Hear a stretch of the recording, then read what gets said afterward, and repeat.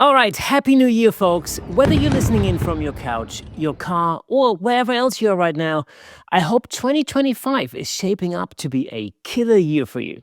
Now, in last week's episode, we took a moment to reflect on the highs of 2024. But today, we're all about looking forward, baby. And that's why I've roped in some of the biggest names in photography to share their predictions for the year ahead. Will we see mind-blowing advances in tech and AI that completely shake up the photography world? Or will 2025 be the year we go full circle, rediscovering the roots of this art form?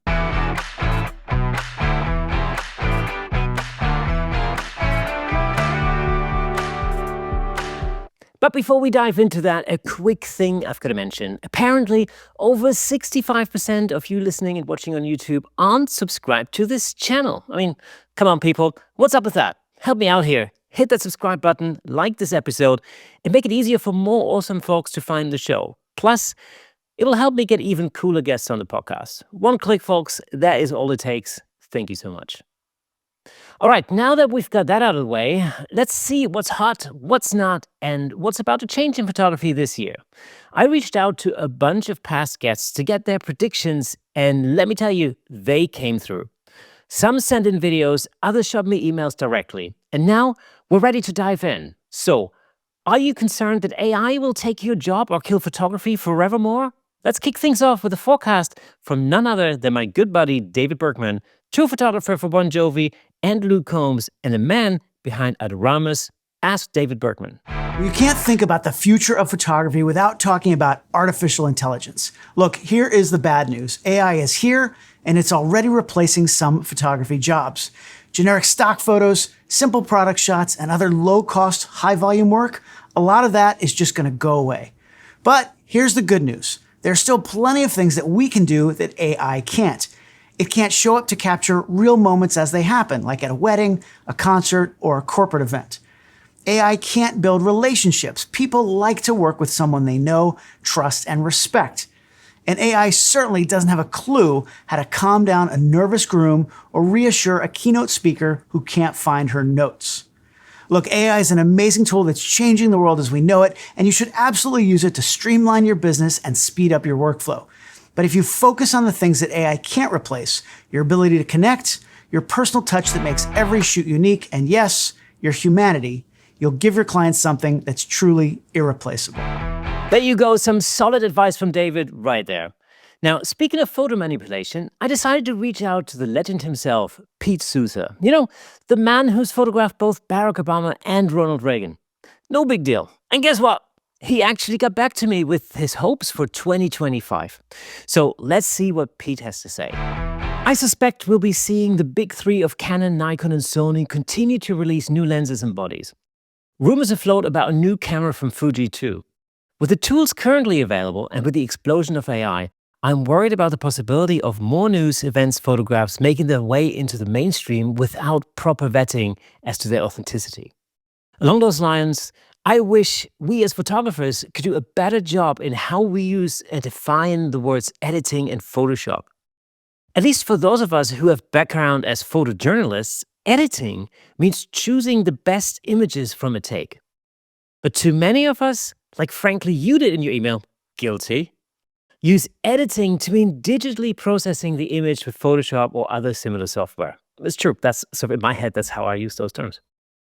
And some also loosely use the word Photoshop to imply that an image's content has been manipulated so much that it is fake. The fact is, every photograph is processed through Photoshop or Lightroom or Phase 1 to adjust highlights, shadows, density, and color balance, all considered ethically acceptable for news photographs. So my hope is when we doubt the integrity of a photograph, we don't say it's been Photoshopped, but rather the more boring, the content has been digitally manipulated and changed and is thus fake. Some great points from Pete there, and definitely something to consider no matter where you stand on the whole AI Photoshop debate. Now, with Adobe rolling out even more mind-boggling features in Photoshop, what else could they possibly have up their sleeve for 2025? And more importantly, how useful are these new tools going to be for the average photographer?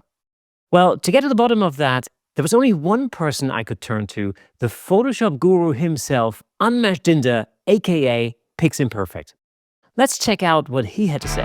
Thank you so much for having me in the Camera Shake podcast. And the feature to look out for in 2025 is going to be the development of a very nice feature that got missed, that didn't get a lot of attention in all of the hustle and bustle of generative AI and AI tools. And that was reflection removal. We often travel, and when we take a photo through a hotel window, a car window, oftentimes our beautiful photos are disturbed and destroyed with these pestering reflections. This feature was introduced as a tech preview in Camera Raw, and they're still developing it.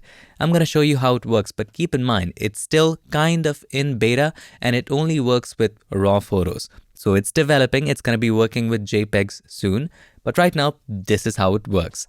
Inside of Camera Raw, make sure it is updated. All you need to do is to open your photo, go into the Remove section, scroll down and check Reflections. And it's gone. Now in this one, it went very fast because I already had applied it. By the way, you can see what is in the reflection as well. As you decrease the slider, more and more of the reflection starts to show up. If you take it all the way to the left-hand side, only the reflection shows up. So that is smart. Now let me share with you another photo. This is a photo that I took on purpose to show you this. If you turn on reflections, have a look. All of the reflection of the curtain on the glass just should go away. This is how much it takes. And there you go. Here is the before. Here's the after. All of that went away. And if I take it all the way to the left-hand side, you see the reflection clearly. So I'm going to take that away.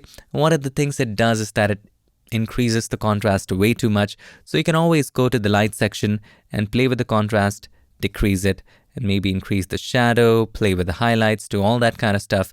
And the white balance seems off, so I'm going to go to color. With the eyedropper, you can just click and drag to take an average of that color, and this just works fantastic. So that's a feature which we definitely need to look out for as it improves, because right now, this is a photo that I took from the top of Burj Khalifa, and as you can see, my reflection right here, I took it with my phone, and this is not in RAW format. I should have taken a RAW photo.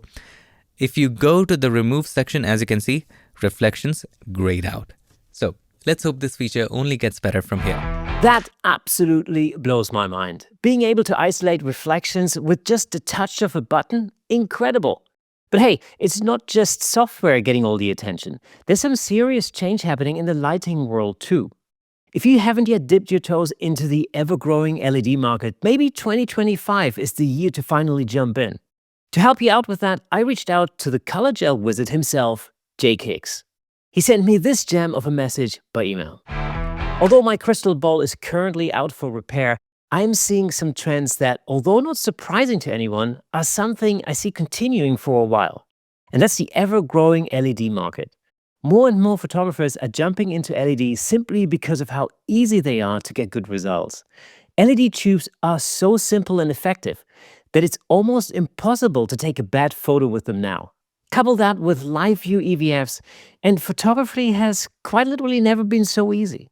Of course, LEDs aren't exclusive to stills either, and as the technology in them gets brighter and brighter and that power comes in more manageable packages, video and cinema are all switching over to LED now too. Granted, a lot of that is due to larger sets getting tax breaks on low carbon emissions thanks to not using the extremely power-hungry tungsten hot lights. But the ease of use for LEDs and the adaptability makes them ideal for smaller sets and smaller budget projects. Couple that with potent and more affordable cinema-quality digital camera chips, and the barrier to entry into filmmaking has never been so low. As an indie filmmaker, there's never been a better time to get your project out there. And I just have to interject there and say, I completely agree with that. I've been able to pull off some projects using LED lights on set, out in the wild, only this past year, that I would have never been able to do before that. So that's a really awesome point. But anyway, Jake continues with this. I'm seeing one other shift, and although it's early, it is worth keeping an eye on. With the proliferation of AI images in the mainstream and social media being awash with them, people are becoming hesitant and skeptical of overly clean and perfect imagery. I've often been quoted as referring to some mirrorless cameras, specifically the Sony camera and lenses, as overly clinical and producing soulless images. Yes, with marketing like sharper photos, cleaner edge-to-edge brightness, zero aberrations, 15 stops of dynamic range, and so on, it's very easy to sell those cameras. Who wouldn't want all that in their camera, right? But when we remove all of these so-called imperfections, we're left with a generic and soulless image. You can spot a Sony image a mile away, and although there is nothing wrong with that, we are starting to see a problem when all the shots start to look the same. Sure, all this may sound esoteric, but we're beginning to see AI images looking very much like mirrorless images, as they hold a lot of the same characteristics. I'm starting to see more and more posts. I saw another one earlier today where the comments call out the photographer for not stating that the photo was created with AI even when it wasn't. To this end, I'm seeing many professional photographers adding lens filters and even using older analog lenses in some cases as they try to take the rather saccharine edge of their shots. And yes, I am now even seeing some very established photographers even picking up their old DSLRs and shooting with those again. I'm certainly not saying that DSLRs are retro already, and it's just the wacky hipsters shooting on DSLRs. But I think we'll see a trend towards people finding ways to scuff up their mirrorless shots as the AI revolution sets in. And that's a really interesting perspective, and honestly, I totally get it. I found myself diving into old school film photography over the past year, and I have to say, I'm loving it. It's been more of a hobby so far, but hey, who knows? I might just bring some of that into my professional work down the road. Back to basics? Maybe. Anyway, I also reached out to the London-based portrait and headshot artist Ivan Weiss, and he had some fantastic advice on the importance of valuing your own work. Check this out. Hello, Kirsten. Hello, camera shakers. So what are my predictions and tips for 2025? Well, let's start with predictions. Probably nothing surprising or controversial here. I think we're going to see AI make some more inroads into the industry, whether that's AI becoming a more integral part of people's post-production workflow, AI replacing photographers in certain types of photography, and also perhaps more interestingly, more excitingly, AI tools for things like pre-production, which I think would be interesting stuff to play around with so that the creative bit doesn't get handed over to the robots. In terms of tips, I would say probably the same thing that I would say every year. You have to understand the value of what you do. And the way to do that is to work out what you find most valuable about your work. Because if you find it valuable, then somebody else will find it valuable too. Happy New Year. Wise words from Ivan for sure. Now, if you're thinking about getting into shooting bands in 2025, my next guest has some fundamental advice you want to hear. Christie Goodwin is the in-house photographer at the Royal Albert Hall in London. Yeah, that little place, one of the most iconic venues in the world. She sent me this gem of advice to pass along to you.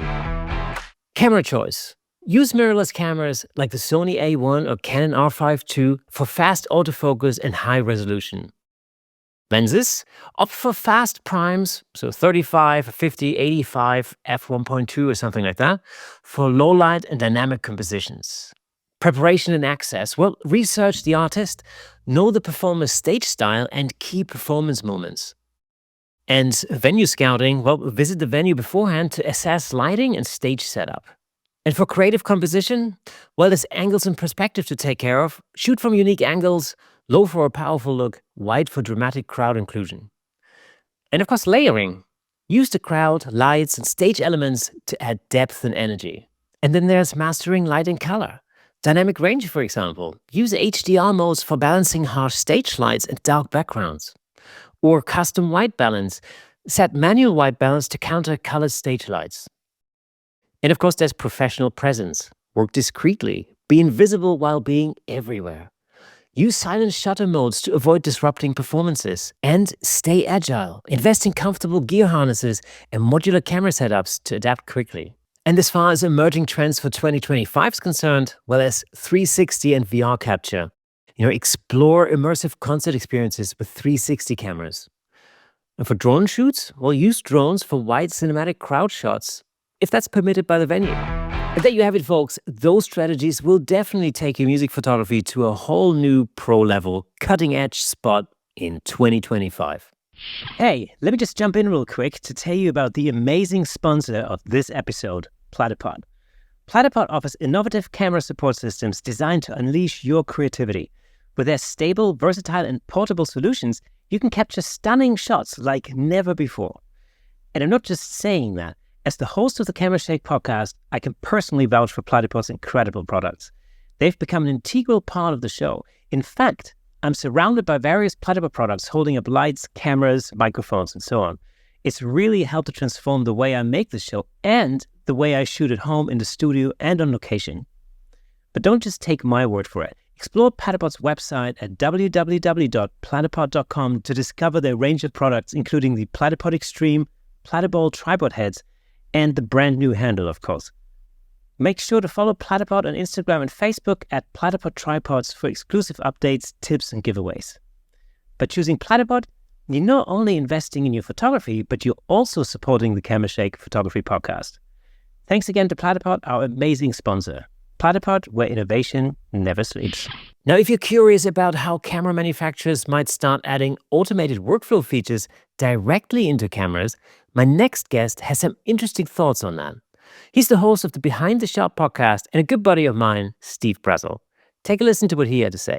Thanks for having me on again, Kirsten. I'm Steve Brazzle with the Behind the Shot podcast, and I'm going to be talking for a little bit. I have lots of opinions on this. When Kirsten first asked for my thoughts on where we might be headed in 2025 in the photo and video space in terms of trends and gear, etc., my mind went in multiple directions. I see three possible scenarios. Scenario number one, that I get lucky and everything I'm about to say is 100% correct.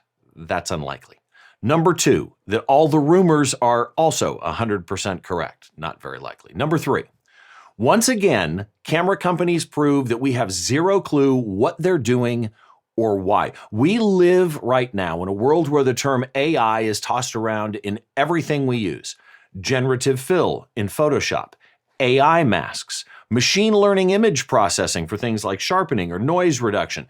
We are at the start of some serious trends in photography and photography processing. For example, the new ability in Camera Raw to correct reflections is absolutely insane. But all of these advances, or at least for the most part advances, there's a few of them I think might be a bridge too far.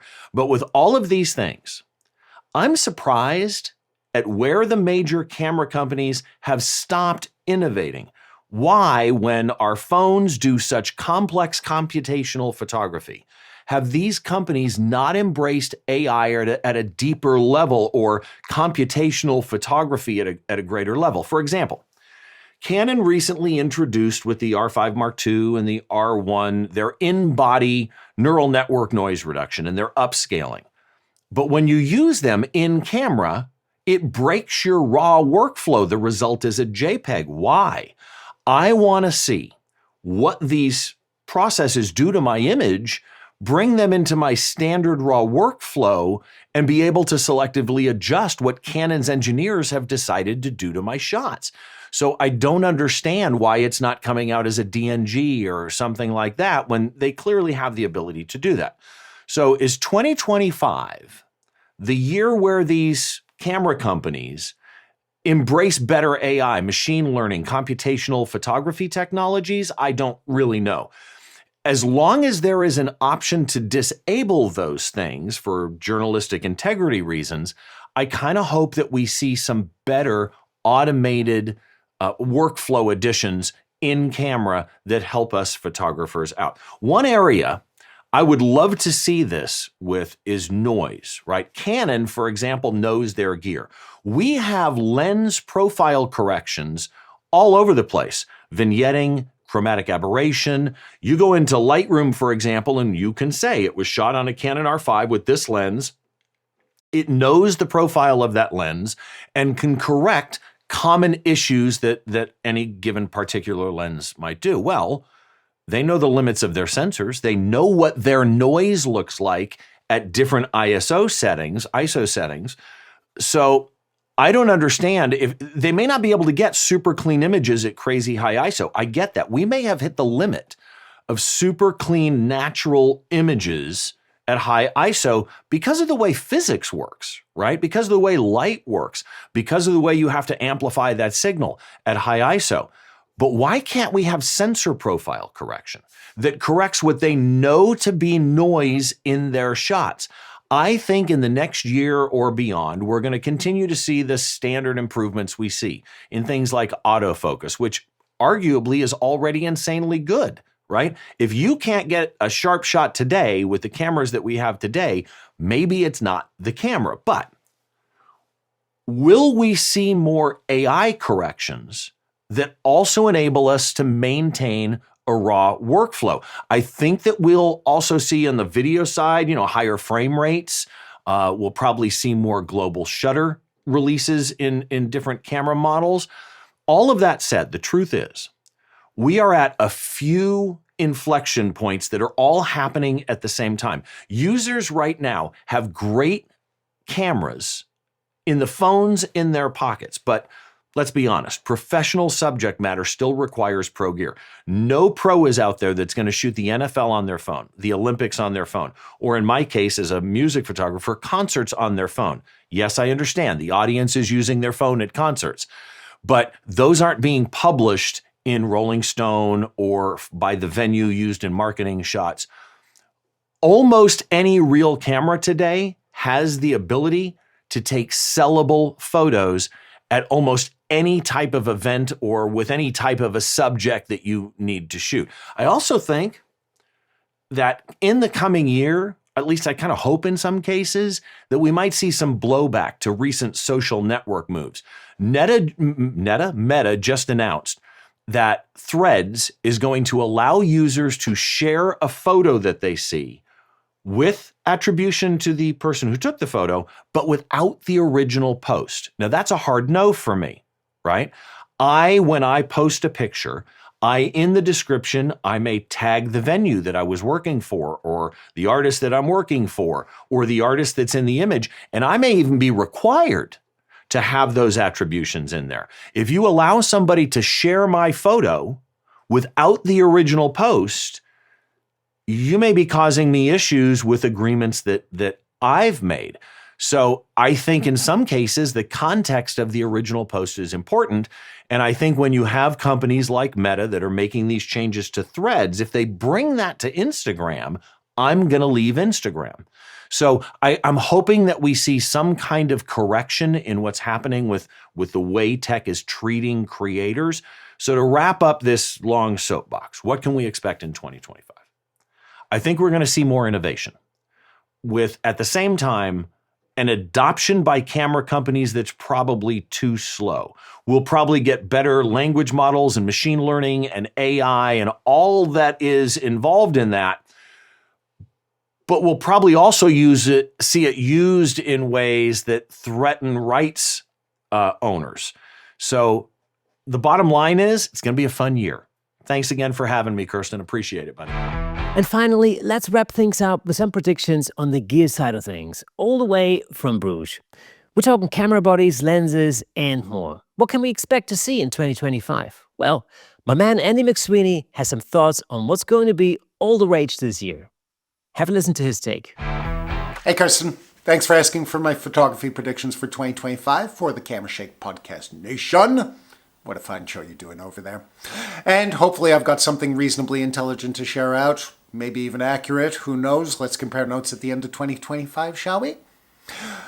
All right, having said that, let's start off on the gear side of things, because we always start off on the gear side of things. We're such a nerd club. And I'm going to go with camera bodies for my first little subset of this topic. It's actually a fairly safe guess, just to open things up. I think every camera company is going to put out another camera body or two. You know, as far as the majors go, your Sonys, your Nikons, your Canons, your Fujifilms, they're all going to be doing that sort of thing over 2025 is a fairly safe guess. I think to get a little more accurate about things, Sony will very likely go back to their A7 series after neglecting them a bit on the releases in 2024. I have a feeling Canon and Nikon will go with the APS-C crop sensor releases a little more diligently over the coming year because it's just that point in the release cycle. But having said that, feel pretty sure that Nikon is going to release a megapixel beast with their Z7 III hotly rumored release over 2025. That I think could be pretty cool, especially if they match up to the rumored 60 megapixels on offer. And then when we get to my beloved Fujifilm that I love ever so dearly, well, followed their rumors pretty heavy since I'm in the system, and it seems pretty damn likely that we'll get another rangefinder out of the XC series with number 5 coming out, very likely in the first half of 2025. Also, interestingly, for doing something different, as I find Fujifilm is pretty good at, it seems reasonably sure and very likely that Fujifilm is going to release a fixed lens medium format camera, a la X100 mashed up with their GFX system kind of thing. That I think could be pretty cool, and I'm sure lots of dentists will buy one. All right, moving on to the lenses while we're in the gear side of things. You know, I think it's largely business as usual. Most of the majors will do their usual releases in one way or another at this point in evolution. I think the major third-party Sigma and Tamron will probably do something fun and interesting in their own way. But if we're looking for exciting, innovative, and what's happening in 2025 kind of vibe as far as lens optic goes, my biggest guess right now is that it's going to be more towards the T-Tartisans, Laowa, Samyang, Wallamax, third parties out of Asia, usually China, who are really, really good on the price tag, if not always offering pro optics. I think those companies might keep impressing us as they have over 2024 as far as starting to introduce autofocus more standard on models or even higher optics for the price points that they're offering. Seems to be some interesting stuff coming out of that end of the market. So I think if we're talking predictions, there's going to be something cool on that side of things. And while we're in gear, I think we can mention software as a quick one, and we can keep it quick there. It's all going to be AI.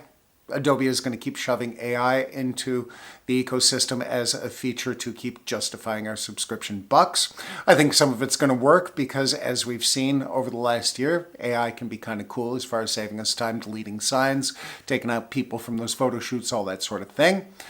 And my only hope, more than prediction, as far as it goes with AI being rolled out even more steadily into the software ecosystem, is just refinement more than new features.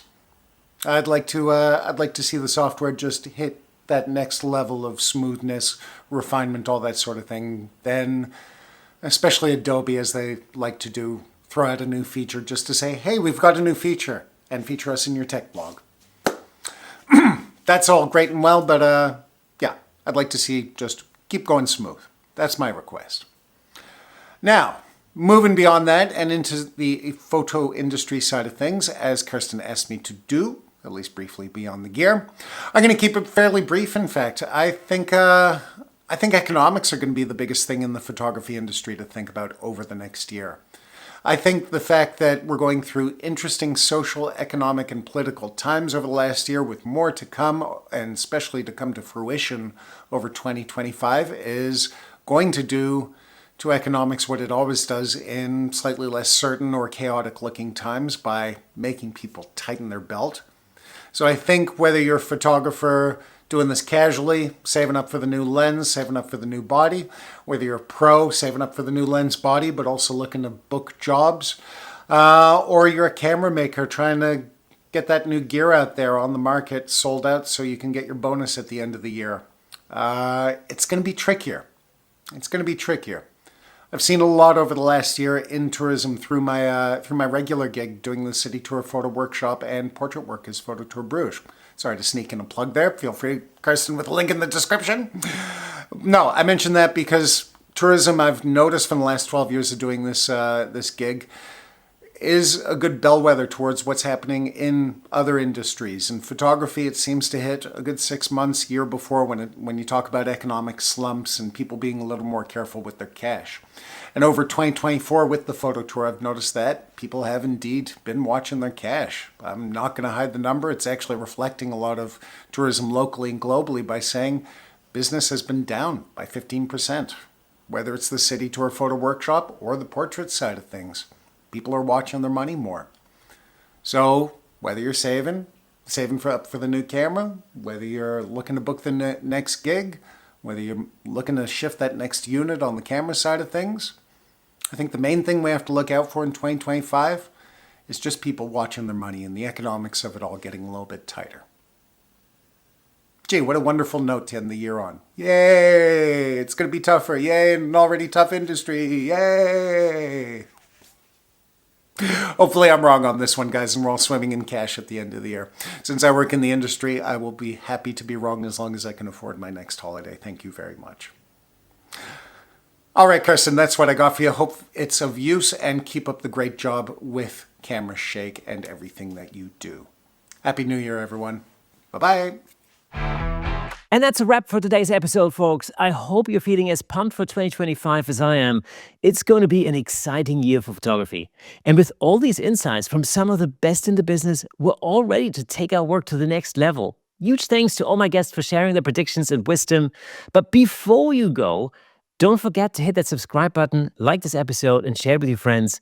It really helps more people discover the show and helps me keep bringing on awesome guests. As always, I'll be back with more photography goodness next Thursday. Until then, keep shooting, keep learning, and as always, stay creative. Catch you next time on the Camera Shake podcast.